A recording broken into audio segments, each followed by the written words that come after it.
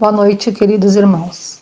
Vamos elevar nossos pensamentos a Deus e a Jesus Cristo, nosso irmão e mestre, e aos espíritos de luz, mentores da Casa Espírita Eulália Nogueira.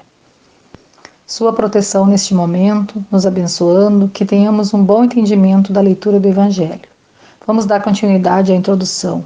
Resumo da doutrina de Sócrates e Platão, incisos 6 a 9. O 6. Os demônios espíritos ocupavam o espaço que separa o céu da terra e constitui o laço que une o grande todo a si mesmo. A divindade nunca entra em comunicação direta com o homem, e por meio dos demônios que os deuses se relacionam e falam com ele, seja durante o período em que ele está acordado, seja durante o sono. A palavra daimon, da qual se derivou demônio, não possuía antigamente o significado que possui hoje. Não se aplicava exclusivamente a seres maldosos, e sim aos espíritos em geral. Os espíritos superiores eram chamados deuses, e os espíritos menos elevados demônios. Eram esses que se comunicavam diretamente com os homens. O Espiritismo também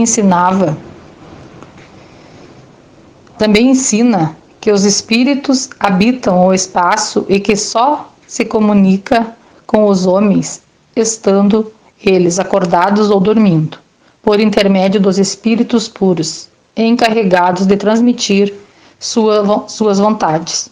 Se substituirmos a palavra demônio pela palavra espírito, teremos a doutrina espírita. Colocando a palavra anjo, teremos a doutrina cristã. No 7, Sócrates e Platão entendiam que a preocupação constante do filósofo deve ser a de se dar mais atenção à alma do que à vida presente, que não passa de um instante perante a eternidade. Se a alma é imortal, não é mais sábio viver tendo como objetivo a eternidade. O cristianismo e o espiritismo ensinam a mesma coisa. 8. Se a alma é imaterial, após essa vida ela deve ir para um mundo igualmente invisível e imaterial, da mesma forma que o corpo, após sua decomposição, deve retornar à matéria. É muito importante distinguir bem entre a alma verdadeiramente pura e imaterial, que se alimenta da ciência e de pensamentos elevados, da alma mais ou menos manchada de impurezas. Essas impurezas impedem a alma de se elevar ao divino e a retém nos lugares por onde morou quando estava na terra. Como se vê, Sócrates e Platão compreendiam muito bem os diferentes graus de desmaterialização da alma. Deixam bem claro qual a diferença entre o destino de uma alma de maior ou menor pureza. O Espiritismo prova por meio de inúmeros exemplos colocados à nossa disposição o que eles diziam por intuição. 9. Se a morte fosse a destruição completa do homem, seria uma grande vantagem para os maus, visto que se libertariam ao mesmo tempo de seu corpo, de sua alma e de seus vícios. Somente aquele que adornou sua alma com os verdadeiros enfeites poderá esperar tranquilamente a hora de sua partida para o outro mundo. O materialismo, que proclama o nada para depois da morte, teria aí a anulação de toda a responsabilidade moral posterior e, por consequência, estaria estimulando o mal, pois a pessoa má teria tudo a ganhar com o nada. Somente o homem que se libertou de seus vícios e se enriqueceu de virtudes pode esperar tranquilamente o despertar na outra vida. O Espiritismo nos mostra, através de inúmeros exemplos, o quanto é aflitivo para os maus a passagem de uma vida para outra, ou seja, a entrada na vida futura.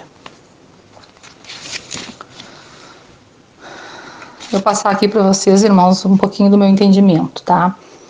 Os demônios são espíritos que separam o céu da terra. Eles passavam as informações para o homem na terra naquela época.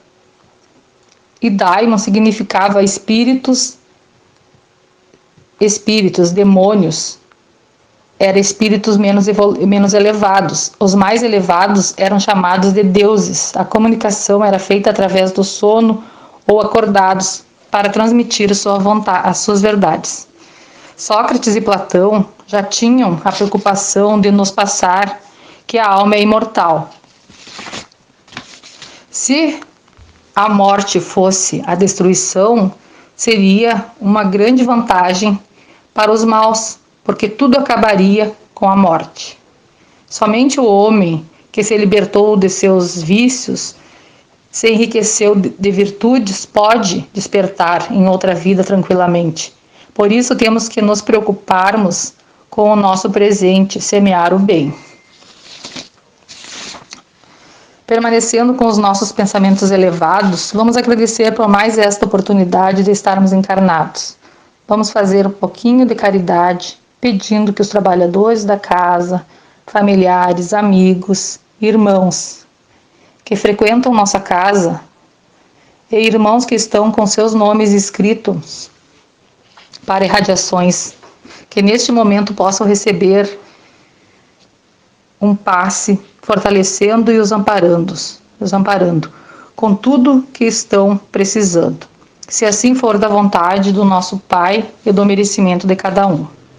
Que os nossos lares sejam visitados, hospitais, casa de passagem, presídios, irmãos que se encontram nas ruas, que recebam o tratamento necessário. Peço pela paz em todos os mundos habitados, pela fluidificação das águas, que os médicos e socorristas de Jesus coloquem o remédio necessário para tratar ou até mesmo nos curarmos, conforme nosso merecimento. Que o amor de Deus, nosso Pai, esteja sempre conosco. Que assim seja.